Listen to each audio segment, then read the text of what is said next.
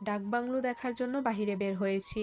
বাংলোর opposite পাশে কল্যাণ সাগর আছে। কসবা থানার মধ্যে আমাদের এখানে কমলা সাগর এবং কল্যাণ সাগর দুইটি অনেক ফেমাস।